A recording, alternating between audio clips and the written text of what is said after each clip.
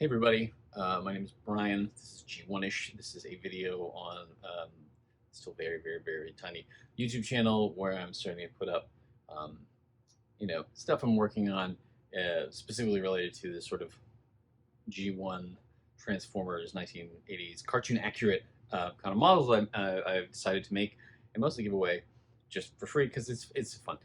Um, this is the first of a unknown number of videos where I am detailing the process of building um, the Autobot Matrix of Leadership, specifically this one from the 1986 animated feature film.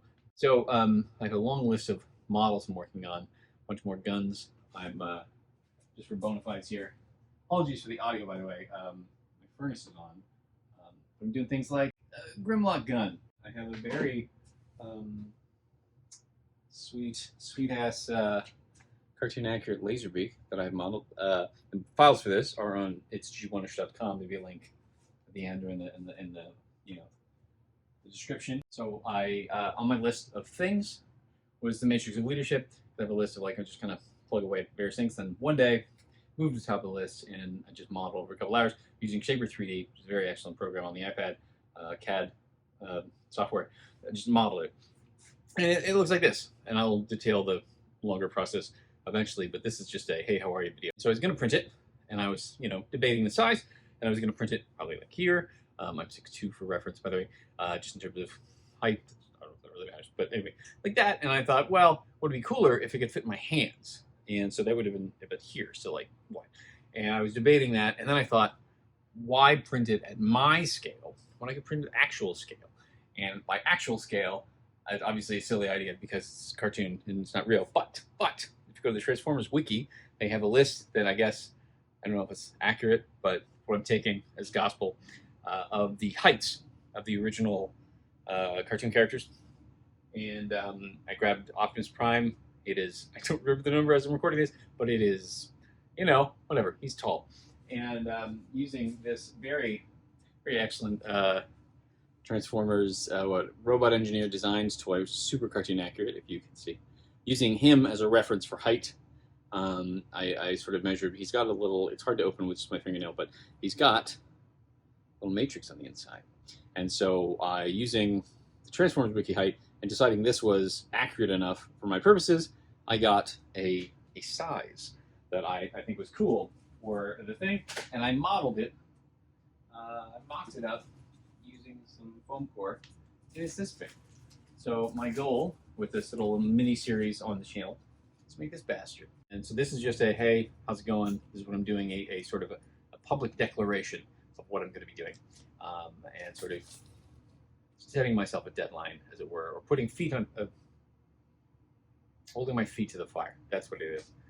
So I know how I can print a bunch of this stuff.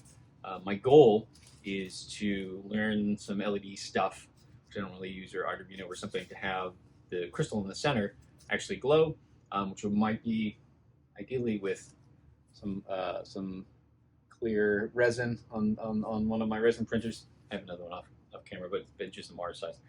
In a bunch of pieces, put those together, maybe. We'll see how that goes. And then ideally, really super ideally, it would also have the ability to, like in the movie, open, damn it, open, and I have to figure out how to do that. And I have the thing modeled, but I'm gonna have to do a few prototypes of different sizes. Probably, I'm gonna choose to, I guess, to make it to figure out the mechanism for how I can sort of pull it open, and then how I can make the crystal not sag and not break when you open it, to not like break the crystal or whatever. But so that's the general goal. And then I was gonna run something else in the camera, but it's already. This is the coolest part. I thought this was pretty exciting. I cut this.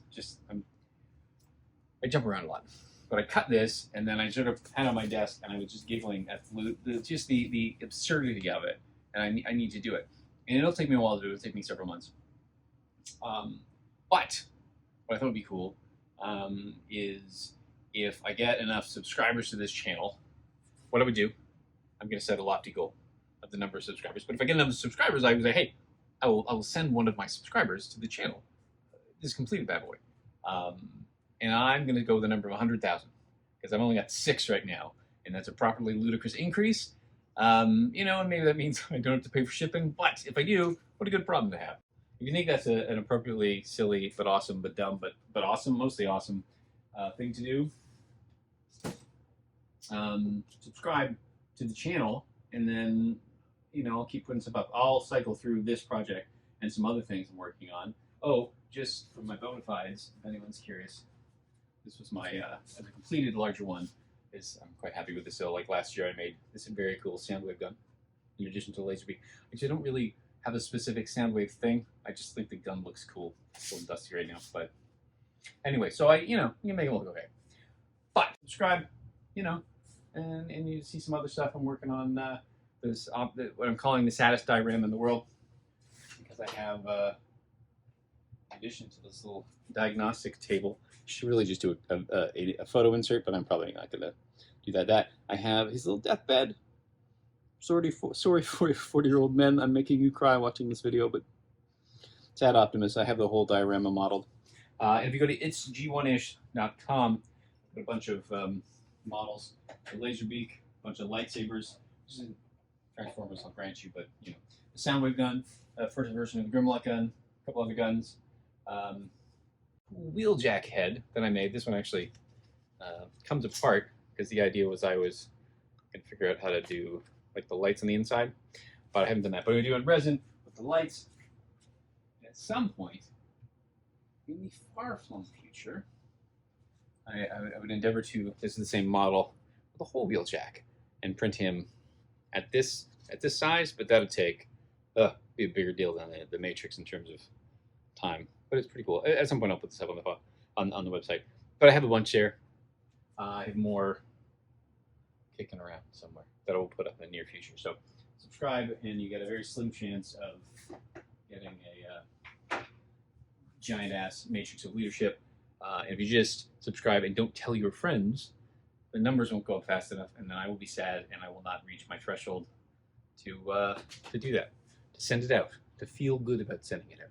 And it's already 9 minutes, so I'm going to cut a lot of shit out of this. But thank you for watching, and come back in the next one, which will be probably the wheeljack. I'll be doing on the wheeljack head because I've got the new Mars, and I'm working on that, and then I got to finish sand and paint and stuff. The Grimlock gun, you know, and then repaint some. I got a jazz gun, an Ironhide / ratchet gun, and I got a couple Insecticon guns. At some point, I will print off I have all of the Dinobot weapons I have modeled that I haven't printed. So it's just a bunch of very mature things that a middle-aged man should be spending his time on, is what I'm saying.